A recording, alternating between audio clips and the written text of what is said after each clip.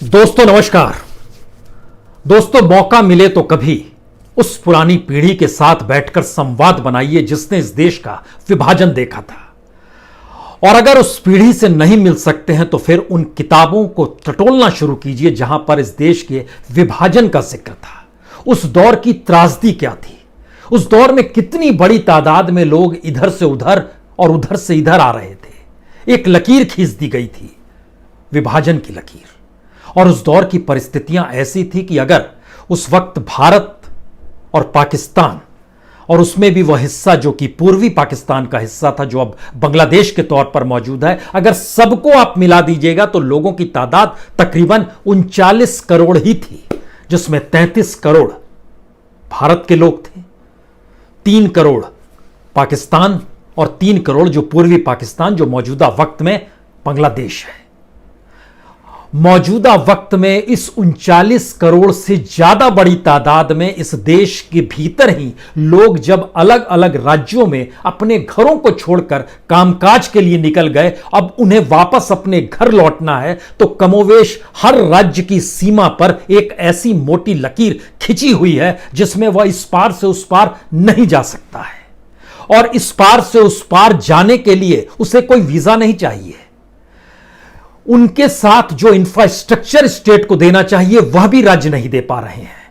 न बसों का इंतजाम हो पाता है, न रेलगाड़ी का, न मोटर गाड़ी का इस्तेमाल हो पा रहा है, न अपने तौर पर लोग पैदल जाने की दिशा में भी रोका जाता है, लाठियां मारी जाती है। 2 जून की रोटी की व्यवस्था नहीं है। उस वक्त में 1947 में जितने कैंप लगे थे और जिस तरीके से शरणार्थी कैंप थे, उसकी पूरी व्यवस्था करने की जिम्मेदारी ली गई थी और उस समय रोटियां दी जा रही थी। मौजूदा वक्त में तो वह भी गायब है।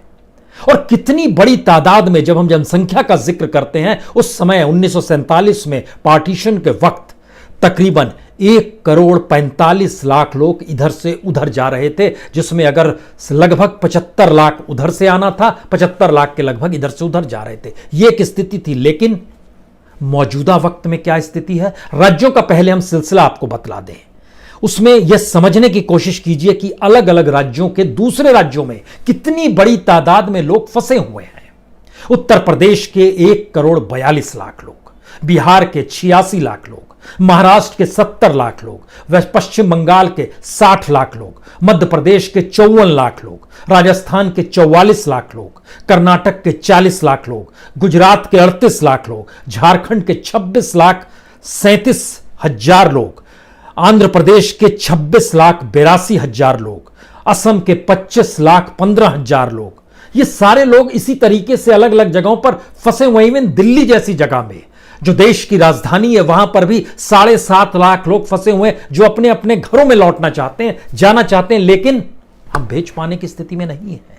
इतना ही नहीं, इतनी बड़ी तादाद में जब हम लोगों के नाम और आंकड़े बता रहे हैं, उनको भोजन दे पाने की स्थिति में नहीं है। हां, उसके लिए ऐलान दर ऐलान जरूर हो रहा है। 8 करोड़ प्रवासी जो कि जिनके पास राशन कार्ड नहीं है, उनके लिए 3.5 करोड़ का एक पैकेज का ऐलान हो गया, लेकिन कब तक उन तक क्या पहुंचेगा कोई नहीं जानता है। और इन परिस्थितियों में इस देश में राहत के लिए जो 20 लाख करोड़ का पैकेज हमें लगता है, उसका सच भी आज समझ लीजिए।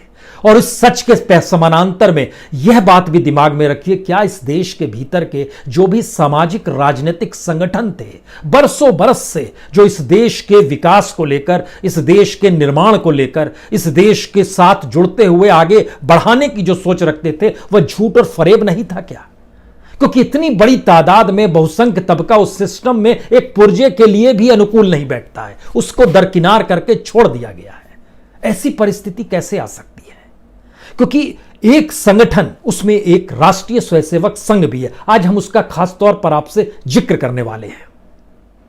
100 बरस पूरे होंगे 5 बरस के बाद, और इन 90 बरस 95 बरस के दौर में कितनी रफ्तार से किन किन मुद्दों को लेकर यह संगठन आगे बढ़ता चला गया, लोग जुड़ते चले गए, लोगों की भावनाओं के साथ यह संगठन जुड़ा, इससे इनकार कतई नहीं है।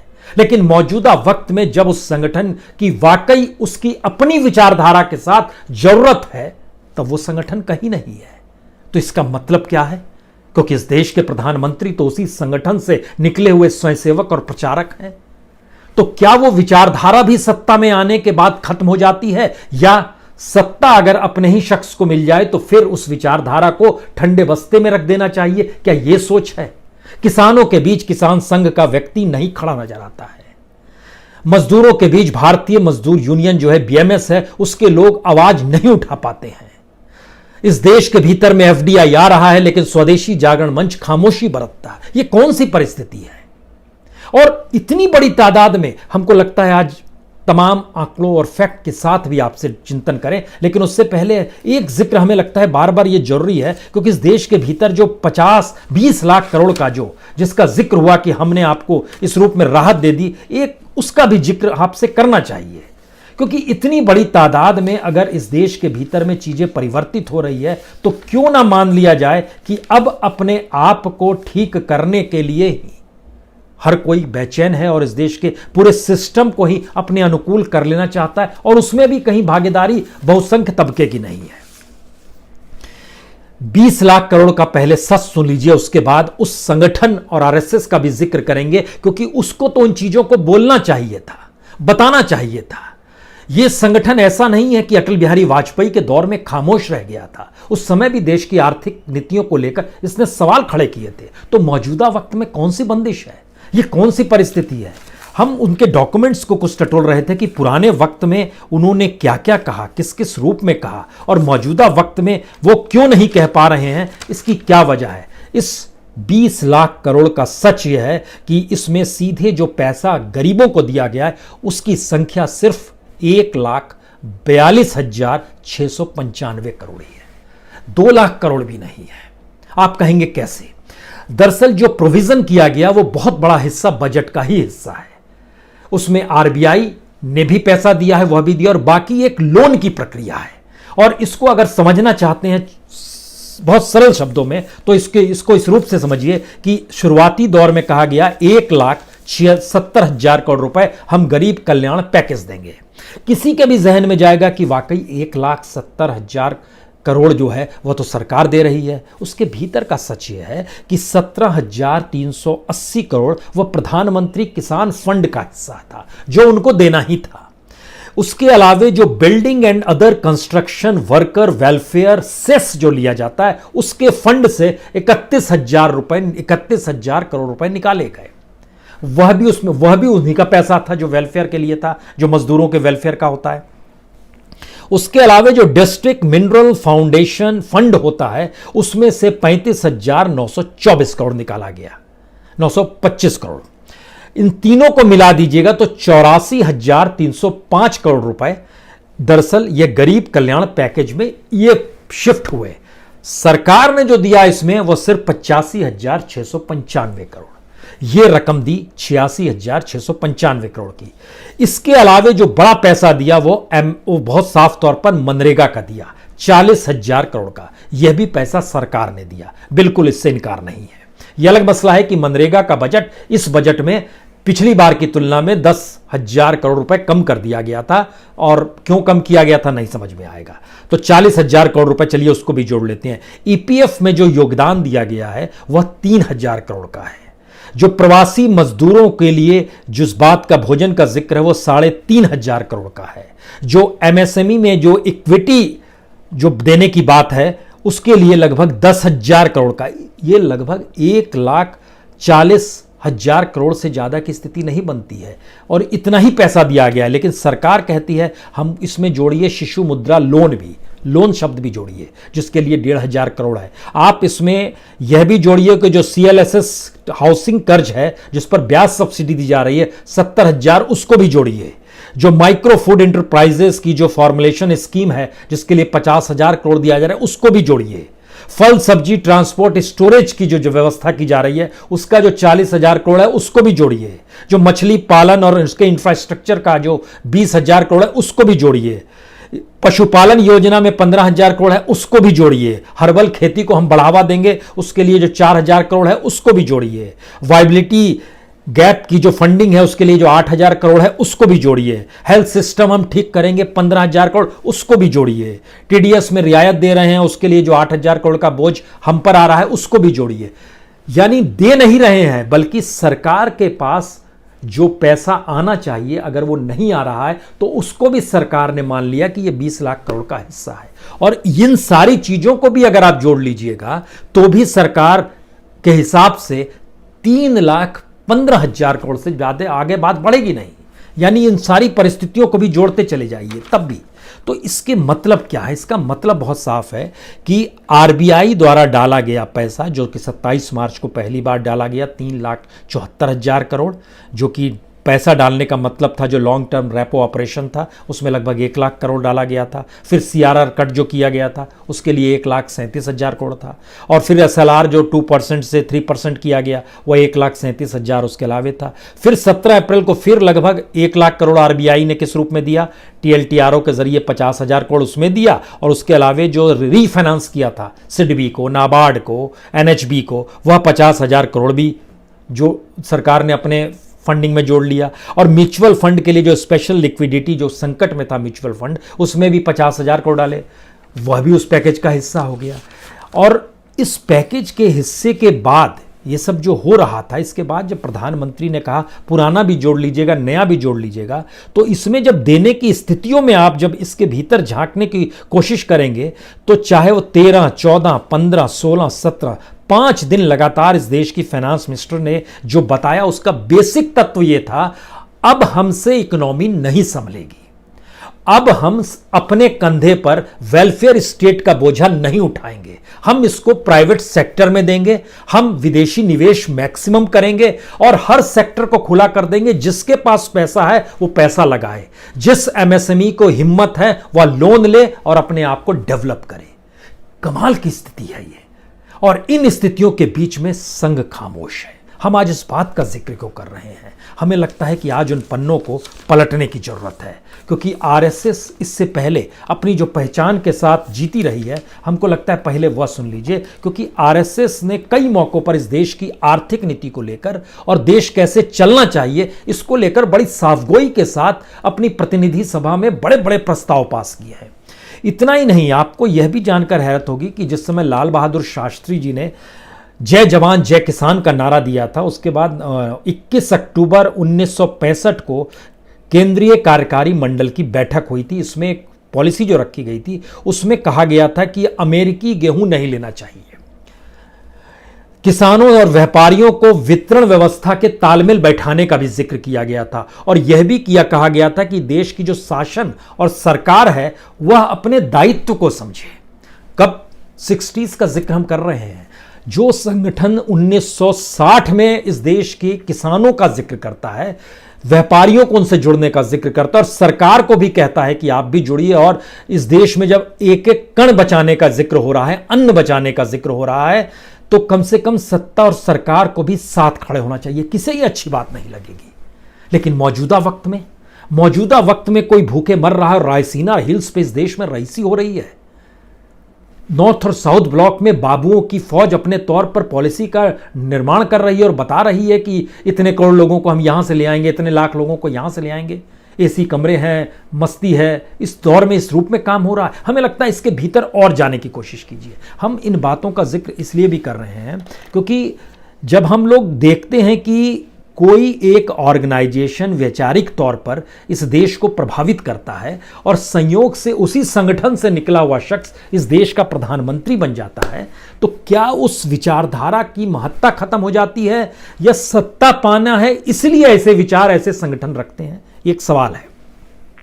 लेकिन आज हम आपको बताने वाले हैं पहले कि किस किस रूप में क्या क्या जिक्र किया गया। 1959 बहुत साफ तौर पर कहा गया, जनजीवन के विभिन्न क्षेत्रों पर प्रत्यक्ष और अप्रत्यक्ष रूप से अपना नियंत्रण और स्वामित्व स्थापित करने की सरकार की प्रवृत्ति पिछले कुछ वर्षों में बढ़ती जा रही है। परिणाम स्वरूप सत्ता का एकाधिकरण बढ़ रहा है और जिस तरीके से व्यक्तिगत स्वतंत्रता खत्म हो रही है, उसके हक खत्म हो रहे हैं और उसके लिए कुछ काम सरकारें नहीं कर पा रही है। और इसमें उन्होंने वाणिज्य और इंडस्ट्री का जिक्र भी किया। यह हम आपको बता रहे हैं, मार्च 1959 यह पास किया गया था सरकारी नियंत्रण के खिलाफ। वहां पर अखिल भारतीय प्रतिनिधि सभा में बहुत साफ तौर पर किया गया था।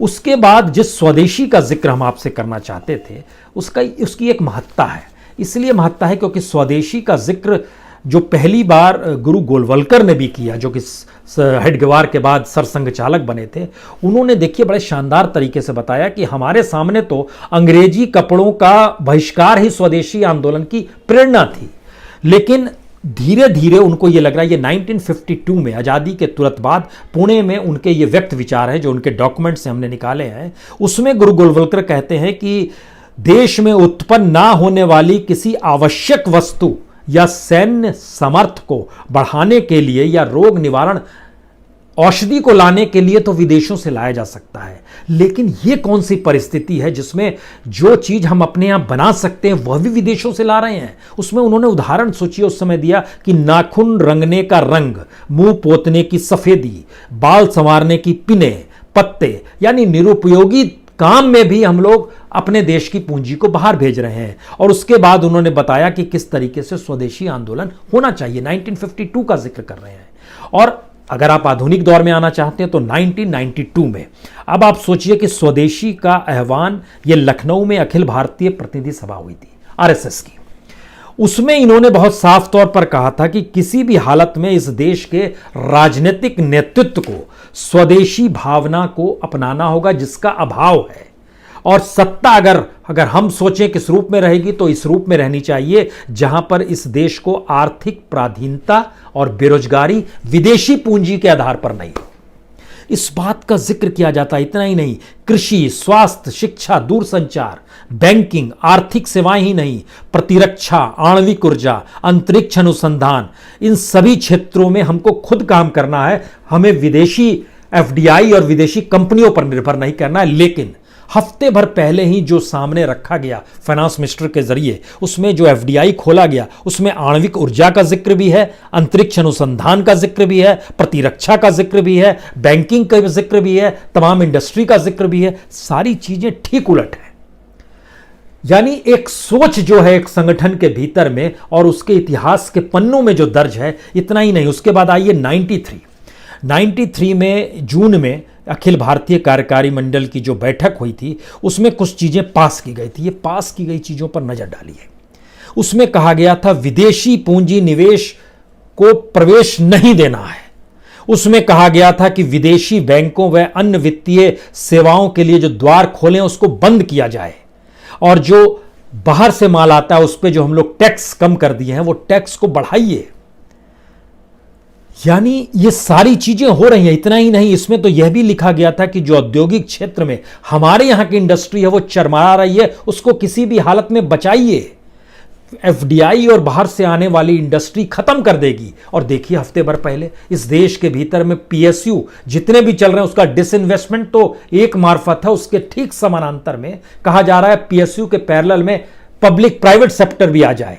और इतना ही नहीं, जो प्राइवेट सेक्टर उसी प्रोडक्ट को उसी तरीके से बनाना चाहता है वो चाहे तो बनाए, और ये सरकार अपने तौर पर उस सबके शेयर भी बेचने को तैयार है।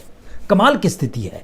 ये लगातार चलते रहा है। और इतना ही नहीं, अटल बिहारी वाजपेयी की सरकार के दौर में जब आर्थिक नीतियां बन रही थी उस पीरियड में जरा सा इधर से उधर बात हुई थी, और उस वक्त यशवंत सिन्हा फाइनेंस मिनिस्टर हुआ करते थे। आगरा में स्वदेशी जागरण मंच की बैठक थी, उसमें मौजूदगी जब थी उसमें गोविंदाचार्य की मौजूदगी थी, मदन दास देवी की मौजूदगी थी, गुरुमूर्ति की मौजूदगी थी, और दत्तोपंत ठेंगड़ी ने जिस रूप में वहां पर मौजूद होकर चिताया था और इस बात का जिक्र किया था कि किसी भी हालत में यह बर्दाश्त नहीं किया जाएगा, तो उस वक्त फाइनेंस मिनिस्टर तक को बदलना की स्थिति आ गई थी। लेकिन मौजूदा वक्त में ऐसा क्यों नहीं है? और मौजूदा परिस्थितियों में जिस संगठन की सबसे ज्यादा जरूरत है, क्योंकि उसी संगठन से निकला हुआ शख्स ही प्रधानमंत्री है, तो हमें लगता है कि कुछ इसके अध्ययन को और समझना इसलिए जरूरी है क्योंकि एक लंबी फेरिस्त है आरएसएस से जुड़े हुए लोगों की, आरएसएस के साथ खड़े हुए लोगों की, जिनको दरकिनार लालकृष्ण आडवाणी हो, मुरली मनोहर जोशी हो,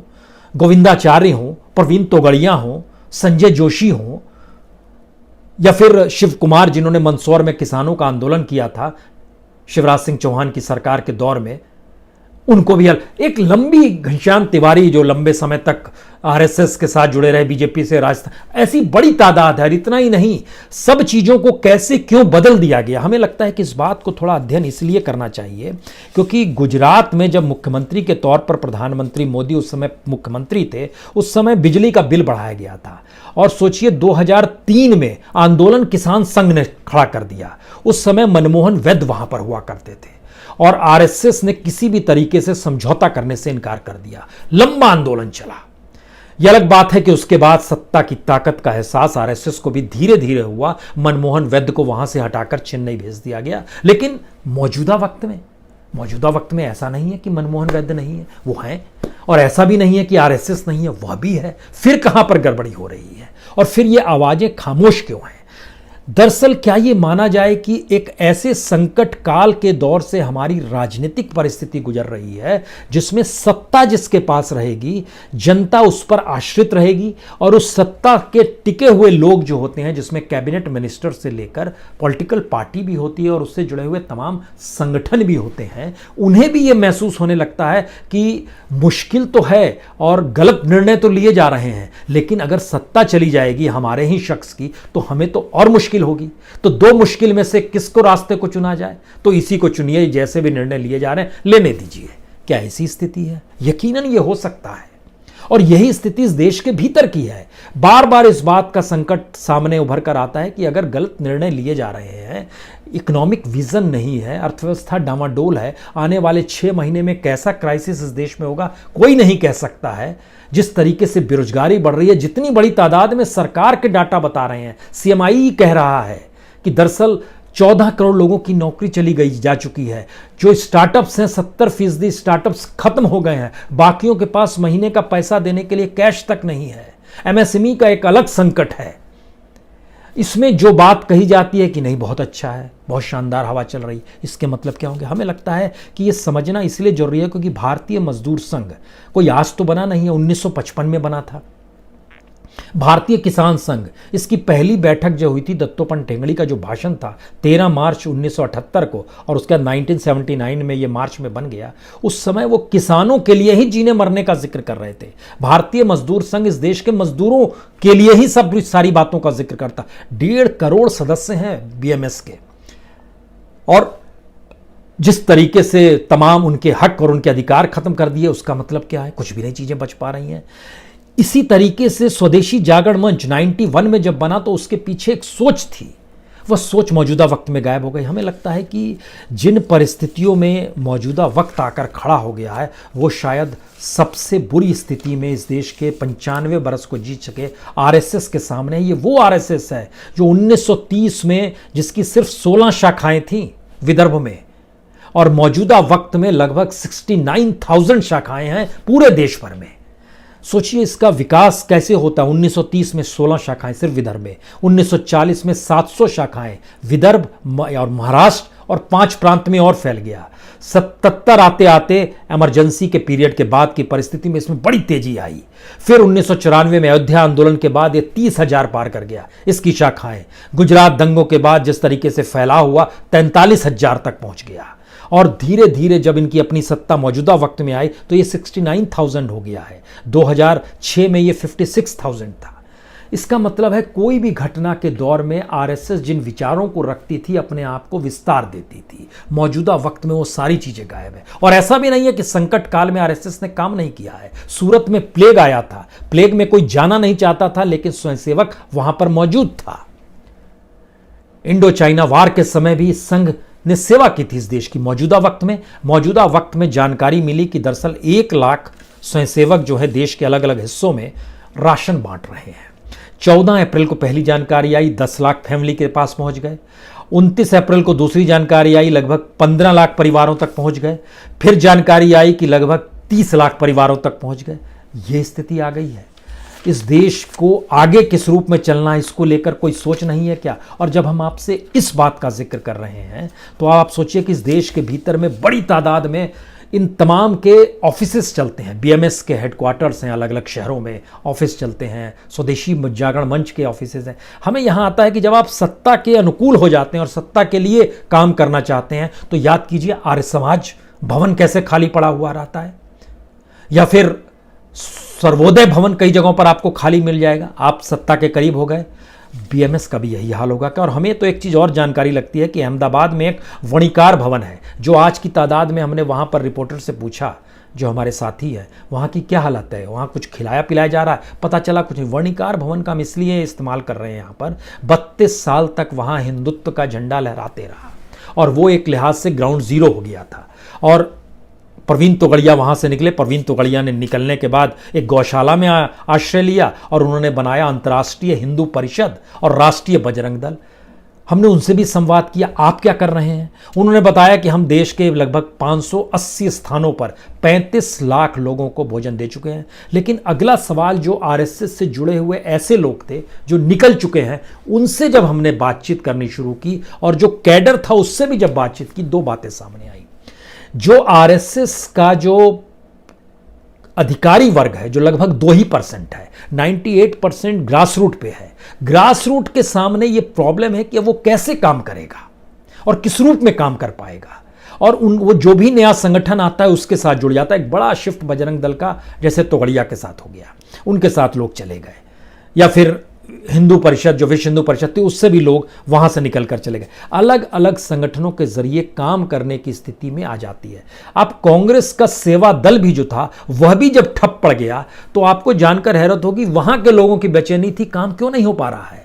और जब आरएसएस ठप पड़ा तो आरएसएस के कुछ लोगों ने कहा कि हम अगर सेवा दल में चले जाएं तो क्या कांग्रेस के सेवा दल को जागृत कर सकते हैं, क्योंकि हमें तो समाज के भीतर ही काम करना है। अब आप सोचिए क्या स्थिति है, होती है ग्रास रूट की। इस स्थिति में यह देश जीता है, संघर्ष करता है, आगे बढ़ता है, लेकिन सत्तानुकूल अगर सारी चीजें होने लगे और उसी के लिए काम होने लगे तो लगता है कि जब आप विरोध भी कर रहे थे तो सत्ता पाने के लिए विरोध कर रहे थे, और सत्ता मिल गई तो आप खामोश हो गए। इसीलिए ये पूरी की पूरी परिस्थितियां हमारे जहन में इसलिए बड़ी महत्वपूर्ण आती है, क्योंकि हर फिलॉसफी को इस दौर में, संकट के दौर में उलटा पलटा जा रहा है। जो सोच थी आत्मनिर्भरता की, वो आपने एफडीआई पर निर्भर कर दी, विदेशी कंपनियों पर निर्भर कर दी।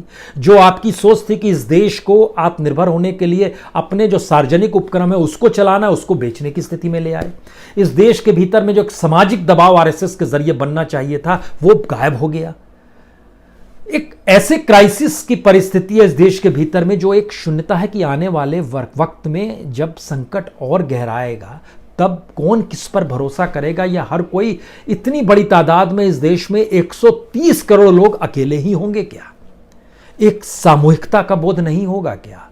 क्योंकि अलग अलग राज्यों की सीमाओं को पार करना जब मुश्किल है, और क्या इस देश के भीतर में जिस तरीके से पुलिस डंडे मार रही है, तो क्या आने वाले वक्त में यह एक स्थिति है जो क्या खाकी ही चलाएगा? खादी स्थिति गायब होगी और खाकी में तब्दील हो जाएगी। ये एक सोच है कि क्या होने वाला है। और इस संकट में हमें लगता है कि एक बड़ा चैलेंज संघ के सामने है, नहीं तो वो खत्म हो रहा है। बीजेपी के सामने है, जिन्हें लगता है कि मौजूदा वक्त में अगर क्राइसिस है तो उसमें उसको निकलना चाहिए, तो उसको निकलना चाहिए। सवाल ये नहीं है किसके पास गद्दी रहेगी, किसके पास नहीं रहेगी, कौन चलाएगा, क्या चलाएगा। देश से बड़ा चीज कैसे हो सकती है कोई भी राजनीतिक सत्ता देश के लिए। लेकिन यह सोच अगर झटके में हर जगह हावी हो गई है कि हम रहेंगे तो ही सारी चीजें हम करेंगे, तो हमारे रहने के लिए हम क्या क्या कर सकते हैं, अगर यह सोच है तो जो बना हुआ है गद्दी पर, वह तो उस गद्दी के लिए जिएगा और मरेगा, वो यही रहा है। बहुत बहुत शुक्रिया, बहुत बहुत शुक्रिया।